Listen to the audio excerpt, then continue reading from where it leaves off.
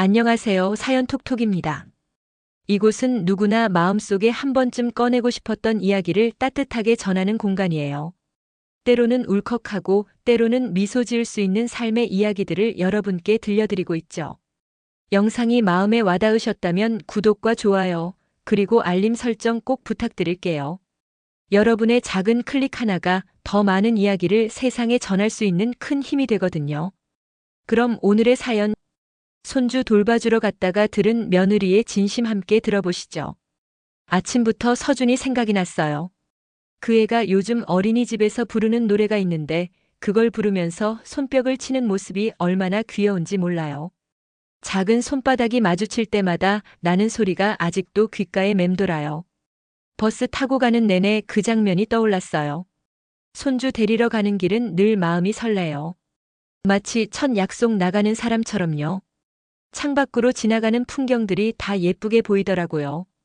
평소엔 그냥 스쳐 지나가던 꽃집 앞 화분들도 횡단보도를 건너는 사람들도 다 특별해 보였어요. 서준이를 만나러 간다는 생각만으로도 세상이 달라 보였거든요. 요즘은 하루의 절반이 서준이랑 함께해요. 아들 내외가 맞벌이라 제가 거의 매일 데리러 가죠. 하원 시간 맞춰 어린이집 앞에 서 있으면 서준이가 제일 먼저 저를 찾아요. 할머니 하면서 뛰어오는 그 모습, 그게 제 인생의 가장 큰 기쁨이에요. 작은 가방을 흔들흔들 메고 달려오는 모습을 보면 가슴이 뭉클해요. 세상에 이렇게 순수한 기쁨이 또 있을까 싶어요.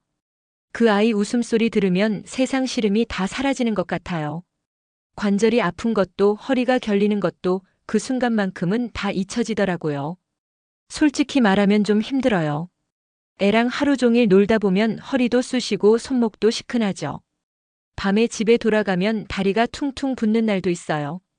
파스를 붙이고 누워서도 서준이 얼굴이 떠올라요. 오늘은 뭐하고 놀았는지 무슨 말을 했는지 하나하나 되새기다 보면 피곤한 줄도 모르겠더라고요. 그래도 집에 돌아올 때마다 마음이 환해져요. 내가 아직 필요한 사람이구나 싶거든요.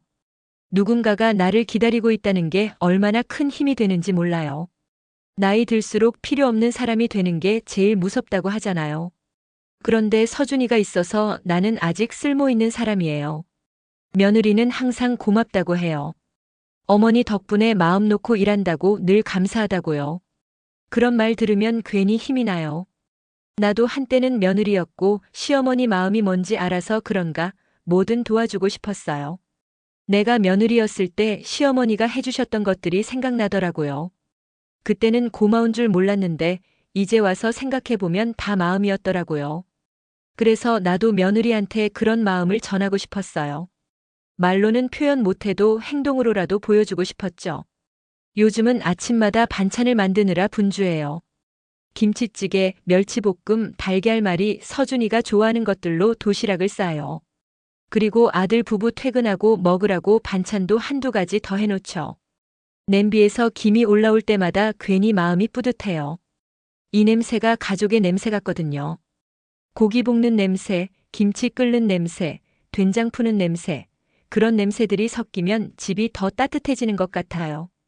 예전에는 혼자 사니까 밥도 대충 먹고 그랬는데 이제는 아침 일찍 일어나서 이것저것 준비하는 재미가 있어요.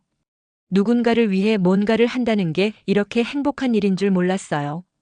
그날도 평소처럼 하원 시간 맞춰 버스를 탔어요.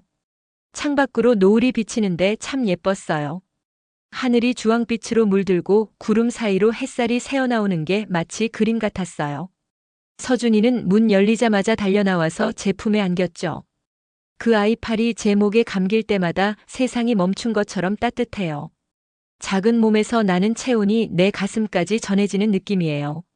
할머니 오늘은 김치찌개 해줘. 그 말에 웃음이 절로 났어요. 아, 어제 해준 그게 입에 맞았구나 싶어서요. 어린 게 벌써 자기가 좋아하는 맛을 아는 게 신기했어요. 서준이 손 꼭 잡고 걸어오는데 손바닥에서 전해지는 온기가 참 좋았어요. 그게 가족이구나 싶었죠. 작은 손이 내 손을 꼭 잡고 있으면 세상 어떤 것도 부럽지 않더라고요. 저녁 메뉴 생각하면서 발걸음이 가벼웠어요.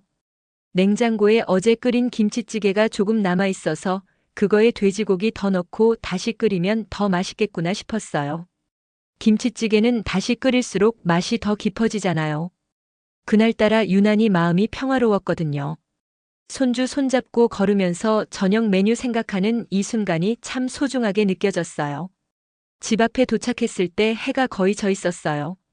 현관문 앞에 서서 가방을 내려놓고 서준이 신발 벗겨주고 평소처럼 비밀번호를 누르려는데 이상하게 손이 잠깐 멈췄어요. 그냥 이유는 모르겠어요.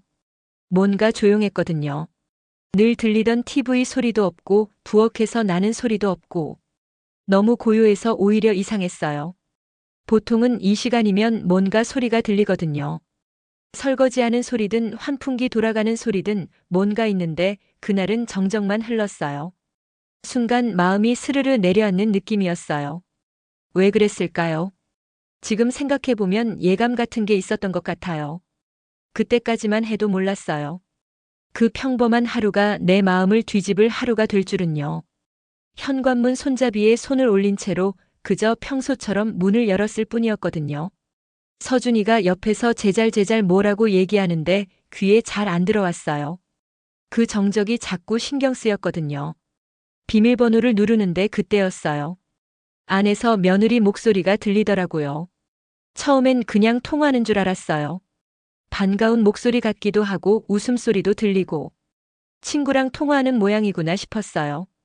그래서 잠깐 멈췄죠. 통화 중일 때 들어가면 방해될까 봐요.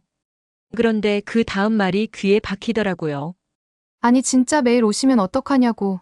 나도 좀 쉬고 싶다고. 그 말이 문틈새로 새어나와 내 귀에 꽂혔어요. 순간 손이 얼어붙었어요. 번호 마지막 한 자리도 못 누르고 그대로 서 있었어요. 심장이 쿵 하고 내려앉는 느낌이었죠. 매일 오시면 어떡하냐는 그 말이 무슨 뜻인지 너무 명확하게 알 수 있었어요. 나를 말하는 거잖아요. 매일 온다는 게 매일 아이 데리러 와서 돌봐주는 게 그게 부담이었구나. 그 생각이 드니까 눈앞이 캄캄해지더라고요. 서준이가 제 옆에서 고개를 갸웃했어요. 할머니, 왜 안 들어가? 하는 그 맑은 목소리가 귀에 닿았는데 몸이 안 움직였어요. 입술이 바싹 말랐어요. 안쪽에서 며느리 목소리가 또 들렸어요. 시어머니가 해줬다는 반찬 다 버렸다고요. 입맛에 안 맞아서 그냥 배달시켜 먹는다고. 그 말을 듣는데 가슴이 쿵 내려앉았어요. 어제 늦게까지 김치찌개 끓였거든요. 고기랑 김치 따로 볶아서 깊은 맛 나게 하려고 얼마나 정성 들였는지 몰라요. 불 앞에서 한참을 서서 간 맞추고 국물 맛보고 고기 더 넣고. 그런데 다 버렸다니 순간 숨이 턱 막혔어요. 다 버렸다는 그 말 한마디가 내 가슴을 후벼 팠어요. 그 다음 말은 더 아팠어요. 애 봐준다고 온다는 핑계로 우리 집 다 뒤진다고요. 어제는 자기 방 서랍까지 열었다고요. 진짜 프라이버시가 없다고. 그 말이 칼처럼 들렸어요. 눈앞이 하얘지고 손에 힘이 풀려서 서준이 손을 놓칠 뻔했어요. 핑계라는 단어가 특히 아팠어요. 내가 손주 돌보는 게 핑계였다고요. 집을 뒤지려고 온다고요. 나는 정말 서준이가 좋아서 도와주고 싶어서 온 건데 그게 다 핑계로 보였던 거예요. 가슴이 무너지는 것 같았어요. 서준이가 제 눈치를 보더니 조용히 제 손을 꼭 잡더라고요. 그 작은 손이 얼마나 따뜻하던지 그 온기 하나에 겨우 버텼어요. 손을 잡아주지 않았으면 그 자리에서 주저앉았을 것 같아요. 그때 안에서 며느리 목소리가 또 들렸어요. 아, 맞다. 시어머니 오실 시간이네. 그리고는 급하게 전화를 끊는 소리가 들렸어요. 그 찰나의 침묵 속에서 제 심장 소리만 들렸어요. 쿵쿵쿵 거리는 심장 소리가 너무 크게 들려서 서준이도 들을까봐 걱정됐어요. 그냥 도망치고 싶었어요. 문도 안 열고 돌아서서 서준이 손잡고 내려가 버리고 싶었어요. 이 문을 열지 않으면 아무 일도 없던 걸로 할 수 있을 것 같았어요. 근데 그럴 수가 없었어요. 서준이가 집 앞에서 할머니 우리 집 왔잖아 얼른 들어가자 하면서 웃는데 그 얼굴 앞에서 내가 어떻게 도망가겠어요. 순수한 그 눈빛을 보면서 나만 도망갈 수는 없었어요. 그래서 그냥 초인종을 눌렀어요. 일부러 눌렀어요. 내가 지금 왔다는 걸 알리려고요. 그게 제 유일한 숨길이었어요. 마치 아무 일도 모르는 사람처럼요. 아무것도 듣지 못한 사람처럼요. 문이 열리자 며느리가 환하게 웃었어요. 어머니, 오셨어요. 서준이 기다렸어요. 그 웃음이 너무 자연스러워서 순간 내가 잘못 들었나 싶었어요. 방금 전까지 나를 두고 그런 말을 했던 사람이 맞나 싶을 정도로 표정이 밝았어요. 손에 반찬 봉지를 든 채로 멍하니 서 있었어요. 며느리가 서준이 손잡고 집 안으로 들어가면서 말했어요. 어머니, 오늘 해주신 김치찌개 너무 맛있었어요. 어제 해주신 거 덕분에 밥 한 공기 뚝딱 했어요. 그 말에 억지로 미소가 지어졌어요. 입꼬리를 올리는데 얼굴 근육이 떨렸어요. 웃는 게 이렇게 힘든 일인 줄 처음 알았어요. 아무렇지 않은 척 신발 벗고 따라 들어갔어요. 부엌으로 가보니 반찬통들이 그대로 있더라고요. 냉장고 문이 닫혀 있었는데 괜히 열어봤어요. 그 안에 내가 만든 반찬들이 그대로 있었어요. 그런데 어째 냉장고 속이 너무 깨끗했어요. 반찬통 겉에 김치 국물 자국 하나 없고 고등어 냄새도 안 나고 평소에는 국물이 조금씩 흘러서 자국이 생기기 마련인데 너무 깨끗했어요. 한 번도 열지 않은 것처럼요. 순간 이상했어요. 정말 먹은 걸까 하는 의심이 들었죠. 쓰레기통을 봤어요. 거기 있었어요. 제가 해다 준 반찬들 뚜껑도 안 닫힌 채 그대로 버려져 있었어요. 김치찌개, 멸치볶음, 달걀말이 어제 새벽부터 만든 것들이 다 거기 있었어요. 그 순간 며느리 웃는 얼굴이 스쳐 지나가더라고요. 방금 전 맛있었다고 하던 그 웃음이요. 그리고 그 말들이 다시 들려왔어요. 다 버렸다고, 입맛에 안 맞는다고, 프라이버시가 없다고. 귓속에서 그 말들이 메아리처럼 울렸어요. 손끝이 떨렸어요. 목이 메었는데 눈물이 안 나왔어요. 그냥 숨만 막혔어요. 누군가 내 마음을 꾹 짓누르는 것처럼요. 가슴이 답답해서 숨쉬기가 힘들었어요. 서준이가 뒤에서 제 팔을 잡았어요. 할머니, 나 배고파. 그 말에 간신히 정신이 돌아왔어요. 그래, 밥 먹자. 아무렇지 않게 말했어요. 아무 일도 없던 사람처럼요.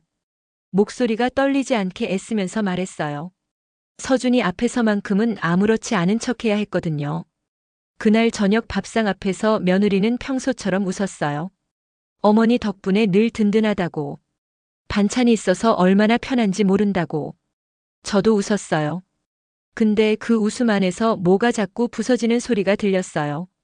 내 마음이 조각조각 깨지는 소리가 들리는 것 같았어요. 밥을 먹는데 목구멍으로 넘어가지 않았어요. 입에 넣은 밥알이 모래알처럼 느껴졌어요. 억지로 삼키고 억지로 웃고 억지로 대답했어요. 그 시간이 얼마나 길게 느껴지던지요. 그날 밤 집에 돌아오면서 생각했어요. 내가 들은 게 진짜였을까? 혹시 오해였을까? 혹시 다른 사람 얘기였을까? 아니면 내가 잘못 들은 걸까? 온갖 생각이 머릿속을 맴돌았어요. 그런데 냄새 하나가 남았어요. 그 김치찌개 냄새. 버려진 반찬통 사이로 희미하게 스며 나오던 냄새. 그게 아직도 코끝에서 맴돌아요. 그날 이후로 그 냄새를 다시 맡을 수가 없어요. 김치찌개를 끓여도 예전 같지 않아요. 같은 재료로 같은 방법으로 만들어도 그 냄새가 다르게 느껴져요. 집에 돌아와서 코트를 벗는데 손끝에서 냄새가 났어요. 김치, 고기, 양파, 그 익숙한 조합이었죠. 평소엔 집안 가득 퍼지면 든든했는데 그날은 이상했어요. 같은 냄새인데 다르게 느껴졌거든요. 버려진 냄새처럼요. 쓰레기통에서 나던 그 냄새가 내 손에 배어 있는 것 같았어요. 손을 여러 번 씻었는데도 남아 있었어요. 물에 비누 거품이 사라져도 묘하게 매캐한 게 붙어 있었어요. 참 별일 아닌데 밤새 그 냄새 때문에 잠을 설쳤어요. 손을 코에 가져가면 자꾸 그 냄새가 나는 것 같았거든요. 다음 날 아침엔 괜히 동네를 한 바퀴 돌았어요.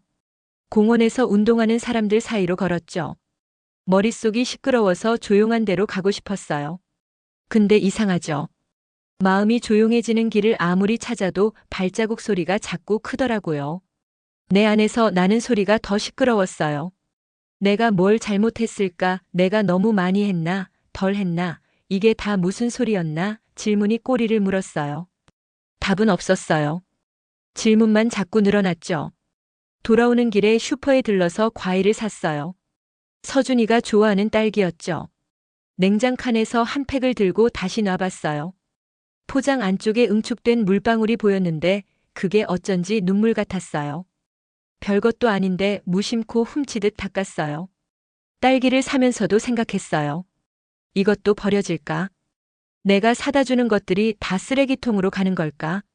그런 생각이 들어서 손이 떨렸어요. 그날 오후엔 일부러 전화를 안 했어요. 늘 먼저 안부를 물었는데 입술이 떨어지지 않았어요. 전화기를 들었다 놨다를 반복했죠. 뭐라고 말해야 할지 몰랐어요. 평소처럼 밝게 말하면 거짓말 같고 그렇다고 어제 일을 말하자니 입이 안 떨어지고 1시간쯤 멍하니 앉아 있다가 도시락통을 꺼냈어요. 깨끗이 씻어 말려둔 통들이 반짝였어요. 뚜껑들이 소리를 내며 맞물릴 때마다 가슴이 덜컥했어요. 그 소리가 어제 쓰레기통에서 뚜껑 열린 채로 버려져 있던 장면을 자꾸 불러오더라고요. 그걸 보면서 이상하게 한 가지 생각이 스쳤어요. 왜 뚜껑이 열린 채였을까? 왜 그 상태로 버려졌을까? 그 사람은 보통 버릴 때도 저렇게 급했을까? 아니면 누군가에게 보여주기 싫어서 급히 치운 걸까? 사소한 의문이 자꾸 자랐어요. 뚜껑을 닫고 버리면 냄새가 덜 나는데 왜 열린 채로 버렸을까? 그게 자꾸 걸렸어요. 혹시 나한테 들키고 싶지 않아서 급하게 버린 걸까? 그런 생각이 들었어요. 며칠 뒤였어요. 다시 데리러 가는 날이었죠. 일부러 평소보다 조금 늦게 갔어요. 하원 시간에 딱 맞춰 서두르던 발걸음을 조금 늦췄어요. 사실은 가기 싫었어요. 어떤 얼굴로 가야 할지 몰랐거든요. 버스에서 내릴 때 깊게 숨을 들이마셨죠. 마음이 덜 떨리게 하려고요. 근데 소용없었어요. 발걸음이 무거웠어요. 문 앞에 도착해서 초인종을 누르기 전에 잠깐 귀를 기울였어요. 안은 조용했어요. 비밀번호를 누르고 들어서니 아이가 먼저 뛰어나왔어요. 달려와 팔에 매달리며 할머니 냄새 좋다 하길래 웃는 척했어요. 이 냄새가 좋다는 아이와 이 냄새를 싫어하는 엄마. 그 대비가 가슴을 아프게 했어요. 부엌에 가서 가방을 내려놓고 물컵을 꺼냈죠. 그때 냉장고 문에 붙은 종이가 눈에 들어왔어요. 예전에 못 봤던 종이였어요. 작은 글씨로 식단표가 적혀 있었어요. 나트륨 줄이기, 튀긴 음식 최소화, 강한 향신료 피하기, 생강과 마늘 줄이기. 그런 문장들이 정갈하게 박혀 있었어요. 모서리에 작은 도장이 있었는데 보건소 이름 같았어요. 그 옆에 작은 스티커가 하나 더 붙어 있었어요. 피부 트러블 유발 식품 목록이라고 적혀 있었어요. 계란 흰자, 우유, 견과류, 갑각류 그런 단어들이 보였죠. 순간 이상하게 뒷목이 서늘해졌어요. 이게 뭔가 싶었거든요. 왜 이런 게 갑자기 붙어 있을까? 싱크대 옆에 손세정제가 새로 놓여 있었어요. 향이 거의 없는 무향 타입이었죠. 지난번엔 라벤더 향이 났는데 이번엔 물냄새 같았어요. 조리대 위에 봉지 몇 개가 있었어요.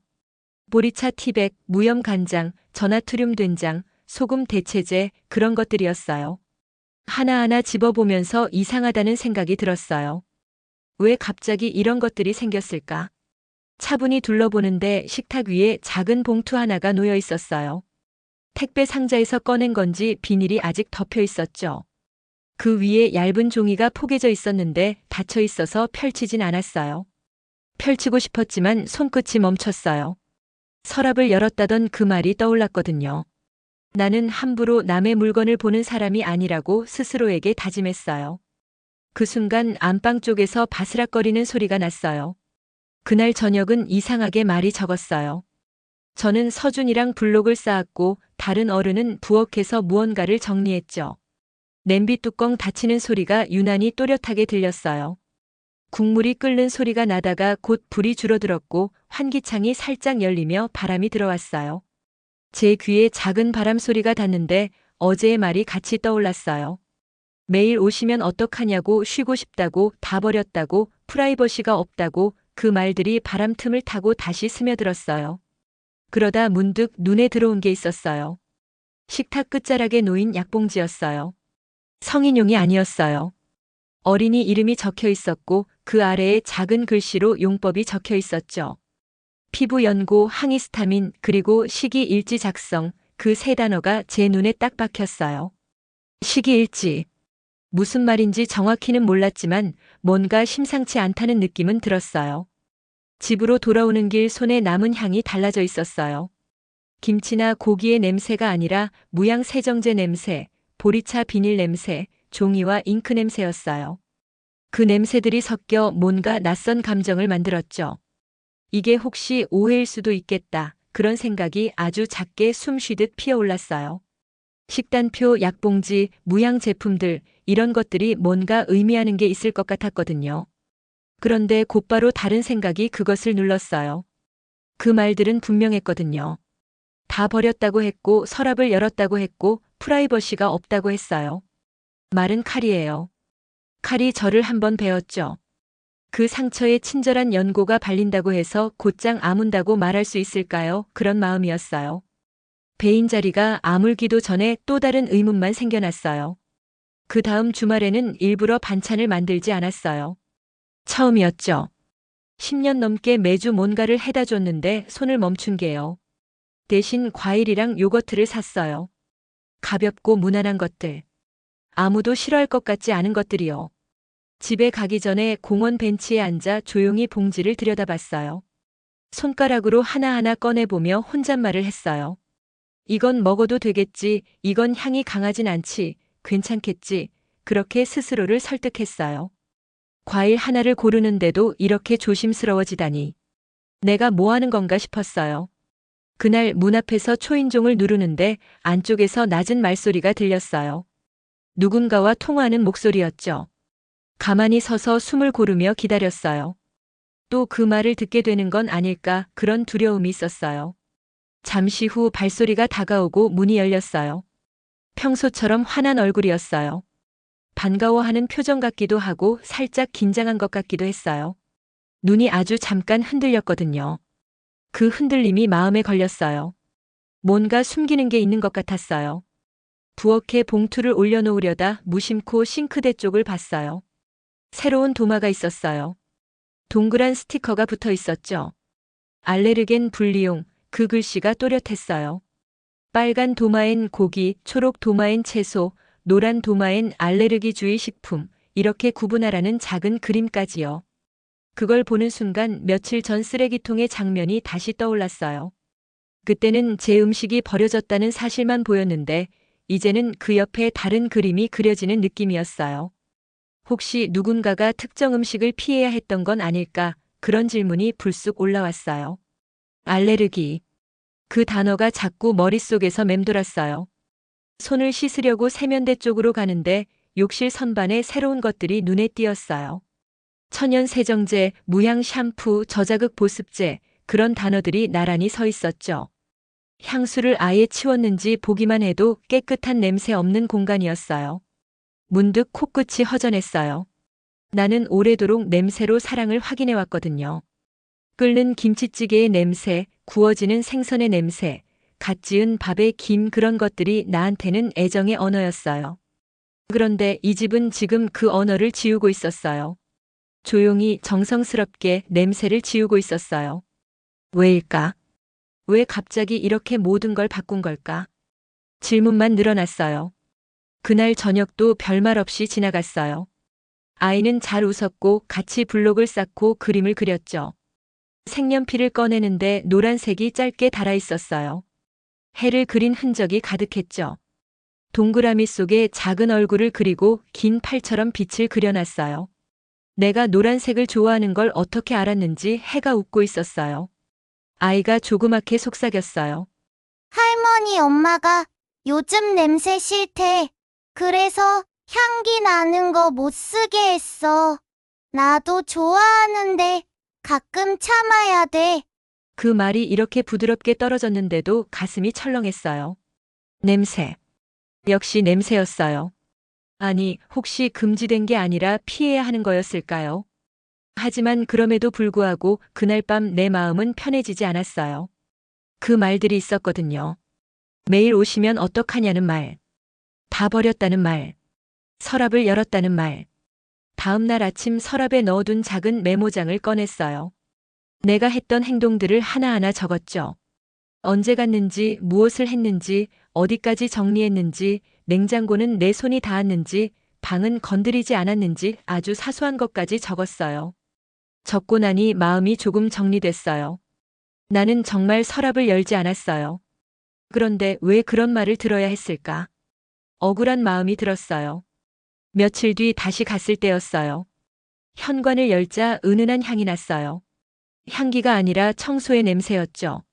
마른 천으로 닦아낸 나무 냄새, 햇빛에 데워진 먼지 냄새, 아주 미세하지만 깨끗한 공기의 냄새. 그날은 이상하게도 부엌 쓰레기통이 비어 있었어요. 늘 뭔가 한두 개는 있었는데 하나도 없었어요. 상단 비닐이 단단히 묶여 있었고 새 비닐이 매끈하게 자리 잡고 있었어요. 그 깔끔함이 낯설었어요. 혹시 내가 보기 전에 미리 치운 건 아닐까 그런 생각이 스쳤어요. 싱크대 아래 문이 살짝 열린 걸 보고 무심코 닫으려다 안쪽 선반을 봤죠. 정리함이 새로 놓여 있었어요. 분리수거용으로 3칸, 음식물 분리, 일반 쓰레기, 재활용, 깔끔한 라벨이 붙어 있었어요. 손글씨였는데 반듯했어요. 그런 걸 누군가가 밤에 조용히 해놓은 거겠죠. 그 반듯함을 보고 마음이 이상해졌어요. 이렇게까지 정리하면서 왜 나한테는 아무 말도 안 했을까? 왜 숨긴 걸까? 아이와 놀다 잠깐 쉬는데 식탁 옆 의자에 놓인 캠퍼스 가방이 눈에 들어왔어요. 예쁜 꽃무늬였죠. 안쪽에서 종이가 살짝 나와 있었어요. 무심코 집어 올리려다 그만뒀어요. 보고 싶다는 마음과 보지 말아야 한다는 마음이 팔씨름을 했죠. 서랍을 열었다던 그 말 때문에 더 조심스러워졌어요. 나는 그런 사람이 아닌데 그렇게 보이기 싫었어요. 그때 벨소리가 울렸어요. 누군가가 문 앞에 서 있었어요. 낯선 목소리가 인사를 했어요. 실례합니다. 방문 상담 왔어요. 그런 말이 들렸어요. 누군가가 문을 열고 인사를 나눴죠. 차분한 톤이었어요. 그리고 서재 쪽으로 발걸음이 옮겨갔어요. 무슨 상담일까? 궁금했지만 물어볼 수 없었어요. 그날 밤 집에 돌아와서 가만히 생각했어요. 프라이버시라는 말이 다시 떠올랐어요. 서랍을 열었다는 말도요. 나는 진짜로 그 방을 열어본 적이 없었거든요. 문 앞을 지나치며 먼지를 한번 쓸어내린 적은 있지만 손잡이조차 잡지 않았어요. 그런데 그 말은 내게 꽂혔죠. 혹시 다른 누군가였을까요? 정답은 없었어요. 그래도 마음이 다 풀린 건 아니었어요. 나에게는 여전히 살이 베인 자리처럼 쓰라린 구석이 있었거든요. 다음 날 작은 결심을 했어요. 아무것도 만들지 말고 아무것도 버리지 말고 아무것도 열지 말자고요. 아이랑만 눈을 맞추고 필요한 말만 하자고요. 그래서 정말로 그렇게 했어요. 가볍게 과일만 씻어서 먹였고 물만 끓였어요. 주방에 오래 서 있지 않았어요. 칼과 도마, 냄비와 프라이팬, 그 어떤 것도 꺼내지 않았어요. 그랬더니 신기하게도 마음이 가라앉았어요. 그날 저녁 아이가 잠깐 낮잠을 자는 사이에 거실 시계가 똑딱거렸어요. 창밖에서 구름이 천천히 흐르고 있었죠. 햇빛이 방바닥에서 조금씩 이동하는 걸 바라보며 조용히 숨을 골랐어요. 그때 부엌에서 낮은 소리가 났어요. 찻주전자가 아주 작은 소리를 냈어요. 누군가가 조용히 물을 끓였고 주전자의 입김이 부드럽게 흘렀죠. 보리차 냄새가 한 겹 올라왔어요.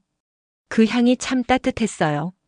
강하지 않고 자극적이지 않고 물결처럼 얇았어요. 그걸 맡으면서 생각했어요. 냄새를 줄이는 게 곧 사랑을 줄이는 건 아닐 수도 있겠구나 하고요.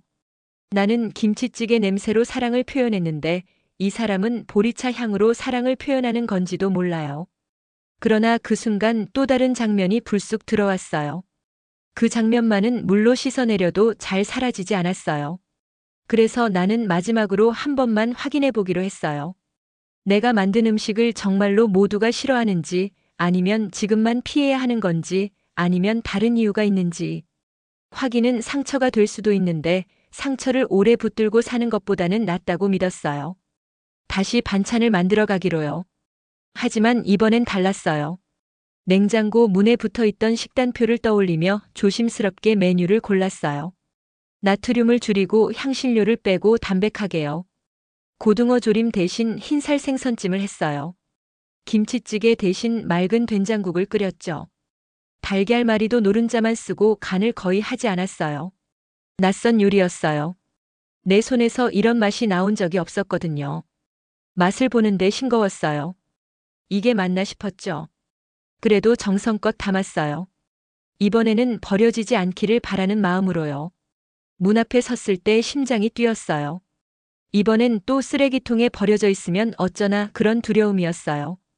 초인종을 누르고 문이 열렸어요. 며느리가 웃으며 맞아줬죠. 어머니 오셨어요. 오늘은 일찍 오셨네요.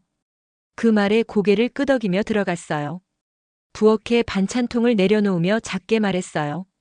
오늘은 담백하게 만들어봤어. 서준이 먹기 좋을 것 같아서. 며느리가 뚜껑을 열어보더니 잠깐 멈칫했어요. 눈빛이 흔들리는 게 보였어요. 그러다 천천히 말했어요. 그 말이 끝까지 나오지 않았어요. 뭔가 묻고 싶은 게 있는 것 같았는데 말을 아꼈어요. 그날 저녁 밥을 먹는데 며느리가 흰살 생선찜을 서준이 앞에 놓았어요. 아이가 한 입 먹고 맛있다고 했어요. 그 말에 가슴이 조금 따뜻해졌어요. 며느리도 한 입 뜨더니 눈을 감았어요. 잠깐의 침묵이 흘렀죠. 그러더니 조용히 말했어요. 어머니, 요즘 서준이 피부가 안 좋아서요. 병원에서 음식 조심하래서 제가 따로 챙기고 있었는데 어머니가 해주신 음식들이 향신료랑 양념이 좀 강해서. 그 말을 듣는 순간 가슴이 철렁했어요. 그래서 버렸구나. 입맛이 안 맞아서가 아니라 아이가 아파서였구나. 죄송해요, 어머니. 말씀드렸어야 했는데 어머니 서운하실까봐 매일 정성껏 해주시는 거 아는데 제가 그걸 못 먹인다고 하면 어떡하나 싶어서. 목소리가 떨렸어요. 그 떨림 속에서 저도 모르게 눈물이 났어요. 미안하구나. 내가 먼저 물어봤어야 했는데. 그냥 내 방식대로만 하려고 했네. 며느리가 손으로 눈가를 닦으며 말했어요. 몇 달 전부터 피부에 뭐가 자꾸 나더라고요. 처음엔 별거 아닌 줄 알았는데 점점 심해져서 병원 몇 군데 다녔어요. 검사하고 또 검사하고 그러다 알레르기라는 걸 알았어요. 음식 때문이라고. 특정 양념이랑 향신료가 문제였어요. 그래서 식단을 다 바꿨어요.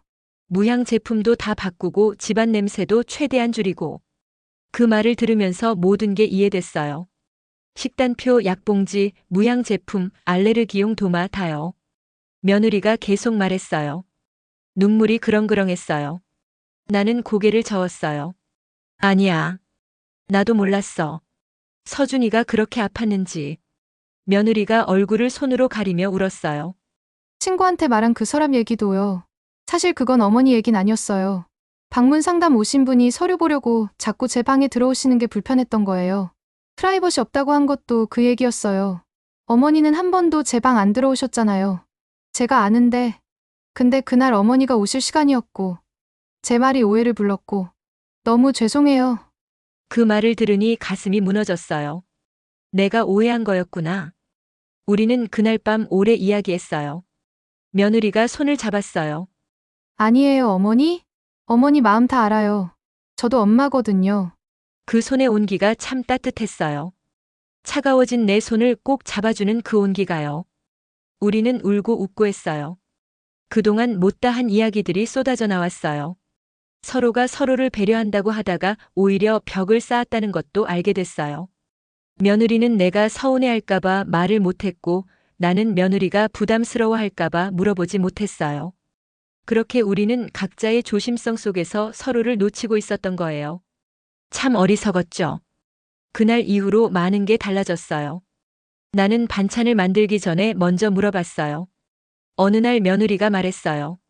어머니 덕분에 요즘 마음이 편해졌어요. 혼자 다 짊어지고 있었는데, 이제는 같이 나눠서요. 서준이도 좋아하고, 저도 덜 지치고, 어머니가 계셔서 정말 감사해요. 그 말을 듣고 알았어요.